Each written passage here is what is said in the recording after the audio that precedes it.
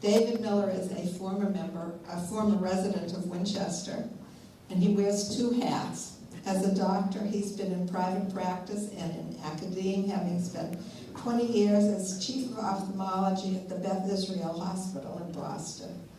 During his medical career, he has cared for patients all over the world, having worked on the ship Hope in Tunisia and Colombia and in various clinics in American Samoa, Pakistan, India, South Africa, and Brazil.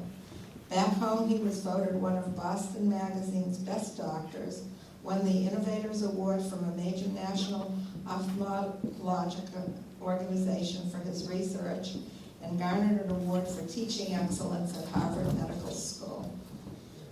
Then there is the retirement side of David. He's written a number of stage plays in which his wife Renee has either produced or starred. He is also on a speaker circuit. His latest talk is about optical illusions. Please join me in welcoming Dr. David Miller. We're going to talk about optical illusions today, and the key slide really is this picture. The optics of the eye, the lens and everything, when it looks to the outside world, it sees the image produced is upside down. That's the way lenses work, these lenses. And yet we see the world right side up.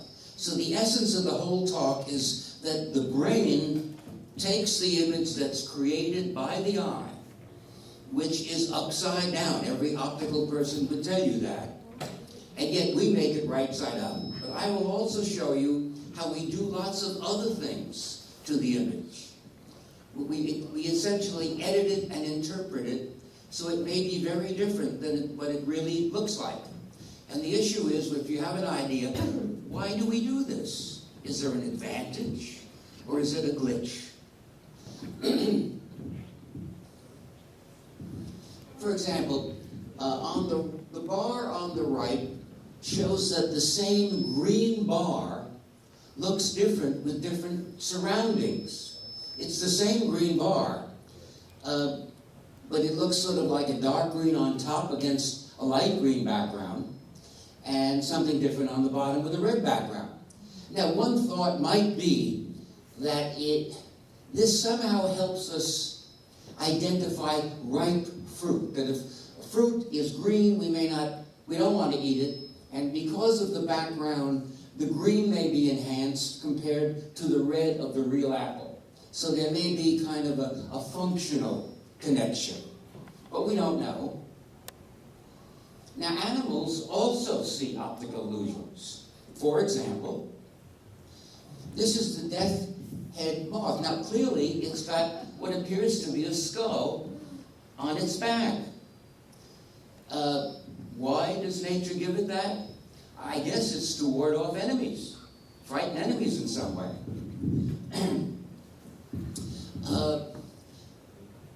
These are two very interesting. The Atlas moth is about a foot large. When it gets up in the morning and dries itself out, it's vulnerable to any bird. And yet it doesn't get eaten because, if you'll notice, it has snake heads painted on the edges of its wings. Can you see that? And I'm sure that predatory birds say, gee, that might be a snake that might eat me. On the other side, we have this calico marcia butterfly, which sort of looks like a sheep's head in a way. But the interesting thing is, in order to make that impression, those are two mating butterflies. When they're in exactly the right position, they create a sense of an animal head, so they don't get disturbed while they're mating. So these are essentially exploiting the visual systems of their enemies who think a certain way. So sort of nature has kind of put all this together. This is a sort of a funny one. This is the male jewel beetle, mostly seen in Australia. Now, the male is always looking for a female of roughly the same color. Well, a beer bottle is the same color. And once a jewel beetle grabs a beer bottle, you cannot let it go. It will not let it go. So there's this is illusion that fools the beetle in a way. Now, animals also use camouflage. Now, this... Watch this camouflage. This is the master of cuttlefish, the master of camouflage. Isn't that amazing? This animal was completely camouflaged on that rock, and suddenly it was there.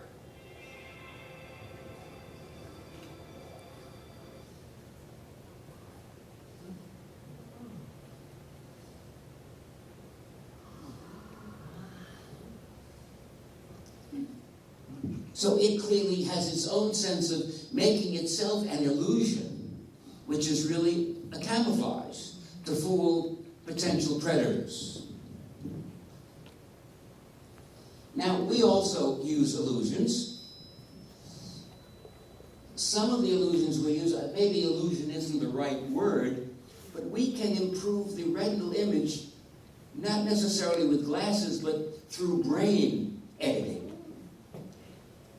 For example, the circles on the left. Note the central blue circle, is the same size at the top where it's surrounded by small disks, and at the bottom where it's surrounded by big disks. It's the same size, but in one case it looks smaller than it is, and in another case it looks larger.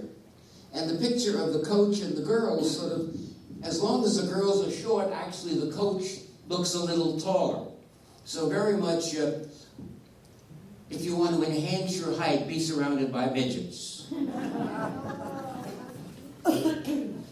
Now, one of the neatest illusions ever is the moon illusion, which is that the moon looks much larger on the horizon than when you look up in the sky. And the question has always been, well, what makes that? And a lot of the physicists and optics people say, well, it's obviously the atmosphere is somehow magnifying the image of the moon when it's on the horizon, but somehow the atmosphere loses its magnifying qualities when you look up in the sky. Well, that's all proven to be incorrect. The moon illusion is generated in our brains. And one way to cancel it is if you look at the moon illusion through your spread legs, then that disappears, oddly enough. But the issue is, why would the brain want to make the moon look larger on the horizon? Is there any point to it, or is it simply some kind of an odd glitch? And one theory is that, in a sense, by enlarging the moon on the horizon, you give yourself a large lighted stage so that if people are passing, or anything, animals passing along that stage, you're more apt to see them. We don't know if that's true, but that is one theory behind the moon illusion. Why do the photographs? Sorry? Why does the photographs show the moon? You know, that's a great idea. That's a trick. In other words, they use the zoom lens to enhance the effect. But when you look yourself without lenses, the moon always looks larger on the horizon than up in the sky. But putting it into a picture takes a trick so that you get the idea. The guy with the bike still looks tiny. That's right. But he looks tiny. But the moon is bigger. So in some way, I don't know, it's a combination of the camera image and the brain of the guy taking the picture and put it together that way. We also enhance vertical lines. For example, it turns out that on the image on the top left, the vertical line is really the same size as the horizontal line. And yet, if you look at the top hat, the top portion looks much higher than the brim portion. But if you had a ruler, you'd find out they both were the same. If you have a stick figure of a human, when the human stick figure has his arms down, the torso looks much smaller than if the stick figure has the arms raised. You see that? The question is, what's the point I'm not sure, but if anybody has an idea, let's hear it. For example, the Kodiak bear on the right, raising its arms, maybe it's supposed to look even more fierce, vertical, and maybe that tells us to get out of there faster. I mean, we don't really understand why these illusions take place, but they're fascinating. Now, this is an interesting one. The monsters on the left. Notice that in the tunnel, the monster in the back looks much larger than the monster in the front. But if we take away the tunnel on the top of that, both monsters look about the same size. So for some reason, if we have creatures such as a spider in somewhat of a tunnel, way at the back, somehow the brain makes that image look larger. Again, I'm not sure of the point, perhaps alerting you that somebody way far away in a tunnel is there coming at you. Don't know the answer fully. Anybody has any thoughts? Speak up, because it's an open field. Whatever you say is okay. Now, one of the functions that we are very, very good at is aligning two things. As if we were in a boat and we were aligning a star with the starboard of the boat or something like that. We're much better than that, than the optics of the eye would suggest. The brain somehow is able to enhance our ability to line things up far better than any camera could. And again, we're not sure what the answer is, but we're very good at that. One thing which has always amazed me is that normally if you see somebody moving quickly on a motorcycle or running along a track, you don't see them blurred. If you take a picture with a camera, you get the blur. But we don't ever see the blur while we're watching people that are in. We're able to cancel the blurry edge, so we're not bothered by it. This has always surprised me, that here we have diagrams on a white background, and yet you can make the center of the diagram look even brighter than the white background. I don't know how we do it, but it's very clear that the very centers are whiter than white. And yet we haven't added any more white to it. It's the brain that's decided to enhance somehow the center whiteness. Now, we also can look at stationary objects and they will move. Does anybody see the movement on the pattern on the right? There's a central square that is slowly moving over to the side. Can anybody see that? You can see that. Good. Some people don't, but here it is amazing that we can introduce movement to a static picture. And the more you look at it, the more you say, wow, that's... And the diagram, what's that? Diagram on the left, that central blur area also seems to get bigger and smaller, although that's a little harder to see. Does anybody see a movement of that sort of a soccer ball on the left? It's floating above the background. Does anybody see it moving in any way? No. Okay, some people do, so there's a variation. The right seems to be trembling a little bit. Yes, that's right. That's right. So there again, that same mechanism is coming into play in some of us. Now we also, oddly enough, things look brighter in a yellow background. The picture on the left is made through a yellow filter, and some people would think that somehow it's brighter even though it's taken through a filter. Some people do not see that. One of the neatest of all illusions really is how we see depth, or 3D. Because over on that drawing in the left lower corner is demonstrating depth by using an open book. Can you see that? Yeah. The book is open and you get a sense of 3D. So we have clues that help us tell us that one object is in front of the other. But there's nothing as good as the depth perception we get from using both eyes. Slightly different images then go to the brain, and then the brain creates a three-dimensional impression just from the two simple images that come from each eye. So that's another example of the brain giving us a sense of depth.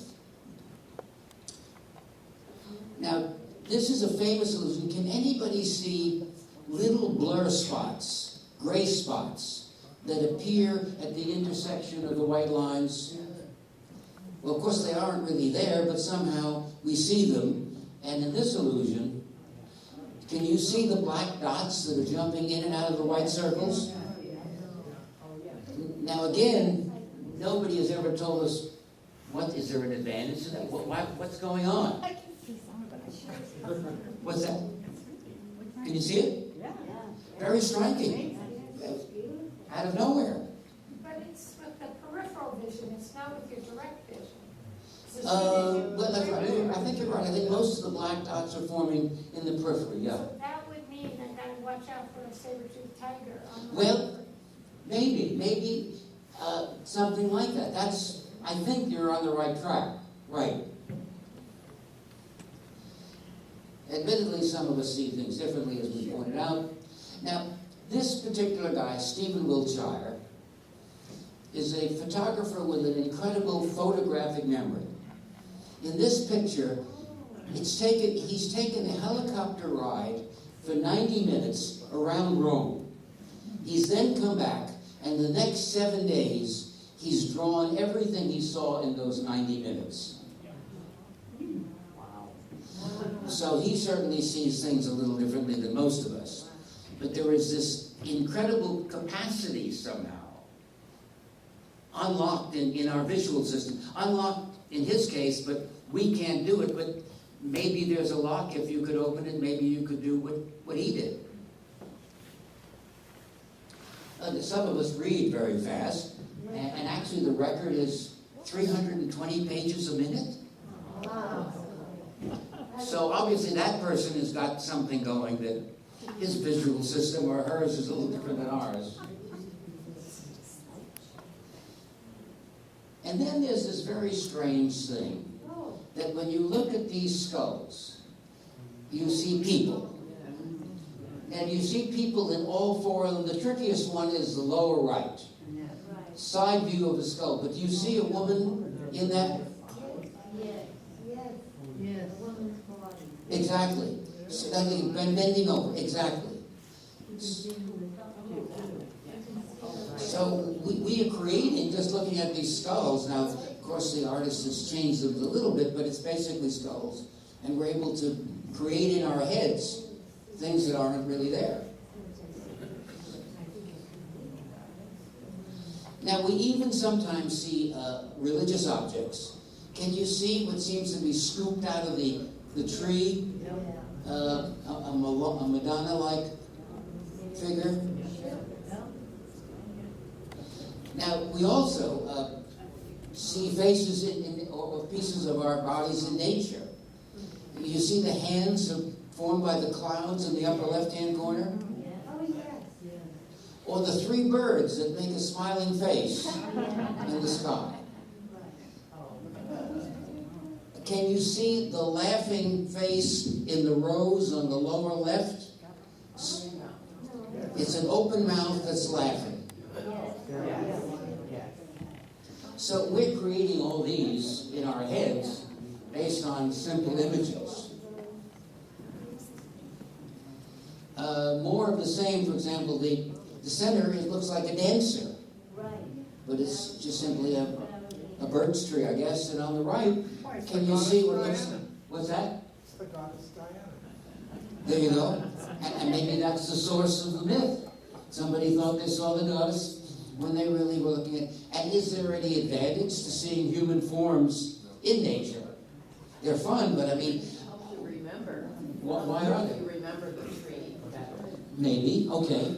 That's a good point. I think it's just aside from the ability to quickly recognize faces. when we meet people, Yes. we look at them and we remember their face. Okay. Right? You meet hundreds, you maybe meet a bunch of people, I don't remember your name, but I remember your face. Uh-huh. And maybe that's because our brain is constantly processing faces and bodies. So we're seeing them in places Oh, I where our agree brain with is you. just running, going, that's a face.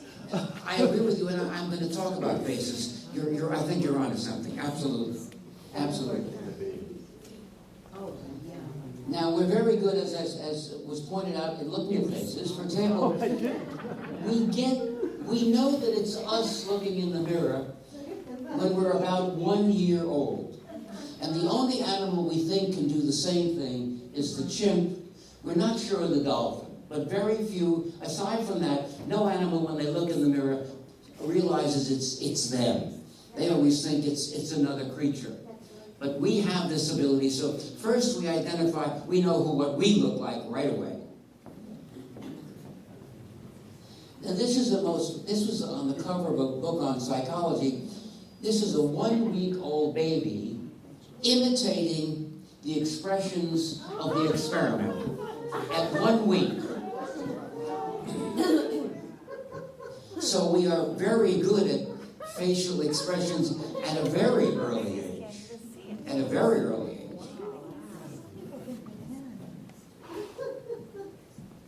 Now we're also good at blurred. We can recognize faces when they're blurred. For example, way over on the left, does everybody remember who that was? Cary Grant. Top middle, Humphrey Bogart. Somebody else down below. Now, I took that picture because I wanted to show that although you cannot read the eye chart, you still know who it is. That's right, yeah. So it's more than just visual definition. There's something else that goes into recognizing, as you pointed out, the face. We're very good at faces. It may sell your life. And on the right, can you tell who that might be? No. Obama, but some people just with a few lines can recognize who the face is. And we're very good at strangers. Can you, there should be one frowning face. Okay. Actually, I thought I had put another one in where the face was slightly darkened, but somehow it's not showing. But the amazing thing is, if the face is different enough, you see it much faster than if you start scanning the rows. In other words, if you've got a darkened face with a lot of white faces, you see it immediately. You don't have to methodically scan. It looks like 4 up from the bottom on the extreme right. Yeah. Which row is that? That's a frowning face. Okay. That's right. Slightly it's projecting lighter than it really is. Yeah, because, if I can interject, because I can see your computer screen, it's really clear on the screen. Oh, It's the that's, projector difference. If anyone else can see the screen. that's an interesting point. Everybody back here can see that this face is darker. Really dark. And you spot it, but the projector has washed it out somehow. Yeah, it has. But if I could project that, you would spot the darkened face immediately. You wouldn't have to go. So it's like, well, then that's from another tribe. I better know who he is right away. Now, can you recognize any of the celebrities? Presumably, yes? What do you see? Who do you see? Do you see JFK anywhere on the left? He's got sunglasses on. Can you see him, JFK? Yes.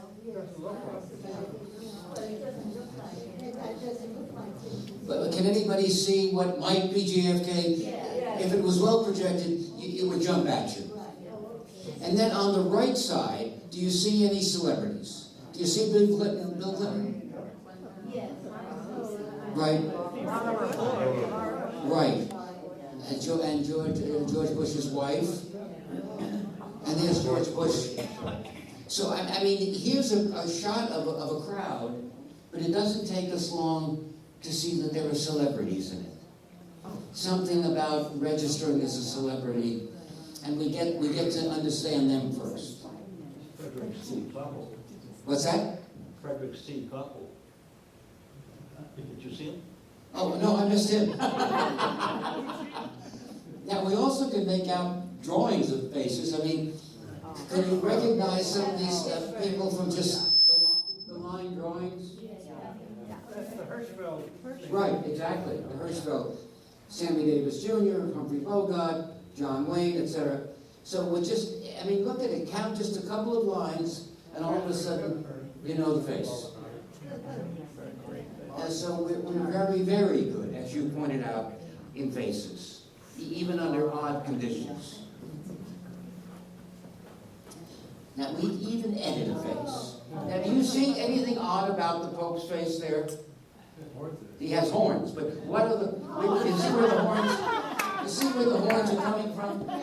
Sure. From the collar of the guy behind him. But we put that together, and in no time, there's the Pope with horns. I don't think he does.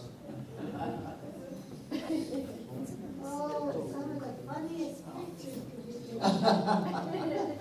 Now, of course, we are social animals, and that's one of the reasons I think we're so good at faces. That's our job. I'm going to show you something on how our expectation of when we expect to see something, we see it even though it's not obvious, if we're expecting to see it. For example, we're expecting to see two men, but look down at their legs. And Oh, yeah. they don't really have legs, and yet we expected that they would. You see that? Their legs are not drawn to connect to their bodies. Okay, so, and not everybody can see that right away. And this is one of my favorite pictures. I forgot the name of the professional tennis player, but he is not looking at the ball as he's hitting it. So there's stuff about keep your eye on the ball. There comes a point where you don't, in order to hit it, you've already decided where it's going to be. And so you don't look at the ball anymore, and you don't have time to look at the ball. You've got to decide once the ball comes over the net, if you're good, where it's going to bounce. And then you stop looking at the ball. And you create your own virtual sense of where it's probably going to be. And the greater players are better than the average players at doing that. We see the same thing in baseball again. You really cannot watch the ball if you're a hitter until it passes the plate. It's too late. You have to start your swing and develop the muscle pattern when it's still in front of you. And then you don't see the ball anymore. You just have decided where it's going to be and how you're going to get it. So we're looking at the end of the play, the virtual sense of where the ball might really be.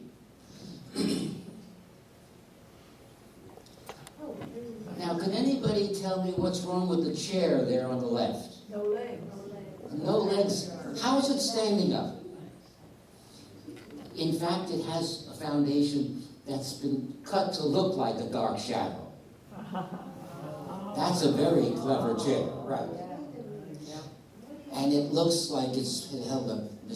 Now, the guy on the right, he's standing on the beach, but we've artificially moved his shadow, so we think he's floating. Here again, it's the brain who is able to use our history of how we see and give us an image that we didn't expect. Now, we can also see through barriers. For example, the guy taking the picture of the family. I mean, I think this is a fabulous picture. I don't see, of course, any difference because they're all covered. He knows the difference between all of them. And in the sign in the middle, we cover up what I thought looks like the eye. And if it was the eye, we'd be correct, but we're incorrect. We guess, very often we guess what's behind the barrier. As the bookend on the right, we imagine that figure is going through the books. So we imagine what's under a barrier, and sometimes we're right and sometimes we're wrong, but at least we have an idea of what we think is behind a barrier. So again, the brain is creating an image that isn't even there. Now we do practically apply some of these illusions. For example, we do know that you can show excitement in your eyes. Your eyes widely open, and your pupils get larger when you're excited. And cosmeticians have figured out we can get almost the same effect, one with a lot of eyeshadow. Gives you a sense that the person looking at you is intently excited by you. It really enhances that effect. And then there's this odd contact lens that when you put it on, it simply darkens the edge of your pupil. And that's this product that's actually sold. And that again makes somebody think, gee, they're really interested in me. They're really focusing on me. So that's taking advantage of heightening the excitement and interest. Now, we also, this is a very high-tech and clever thing. The British, about 5 or 6 years ago, developed a tank that had a special kind of camouflage. On one side of the tank, it's essentially a TV screen. And on the screen, they project what's behind the tank. So now the tank is covered with the image of what's behind it. And then you have the surround, so you presumably don't see there's a tank there. Because you've had this instant picture of the background now projected on the tank. I don't know who's using it or if it ever was used, but it's a very interesting idea of fooling the enemy. Now, there are illusions that presumably will slow people down. There's this illusion that you paint on the surface of the asphalt that looks like a little girl chasing a ball. But in the middle of the screen is that same image if you're at a different distance. Then it looks like sort of nothing. But at one particular distance, it looks like a little girl chasing a ball. And on the extreme right, you have these elevations that slow traffic down that are also just painted to look as if they're rising out of the road, but only at a certain distance. The bottom illusion is simply a cardboard figure of a policeman used in Serbia and really did slow down the traffic. They saw that guy with a camera, they slowed down, even though when they passed him, they may have realized he was only made out of cardboard. Now, we also, some psychologists try to make diagnoses of certain conditions by asking the patient if they can see the face within all that noise, either the noise of the fingerprints or the noise of the different colored stones. So I guess if you've got a concussion of the brain or something, you may be much slower at picking up the face against the background. Now, there's also something known as attention blindness, and that's when you're focusing on something so intently you don't see anything else. For example, the young man looking at his smartphone may not see the cars on the road. And in the picture on the right, you've got that fat, naked lady in the background. And I think the people who took the picture of this wedding couple didn't realize what was in the background. So sometimes we focus on certain things and don't see others. And that again is the brain doing the erasing. Now, we're going to close with a video, and I want you, it's a couple of young people who are passing a basketball around. I want you to mentally try to count the number of passes that take place, okay? There you go. Okay, so count the passes. See how accurate you can be. Keep watching the passes. All right, now we'll talk about what's happening after the film's over, okay? Okay, how many people saw the gorilla? You've seen it before. So some people did not see the gorilla. Okay, so let's play it again. Okay. Now we're getting a second chance. This is a very famous illusion, so it's not surprising that some of you saw it. Now you see the gorilla. Now, 80% of the audience does not see the gorilla initially.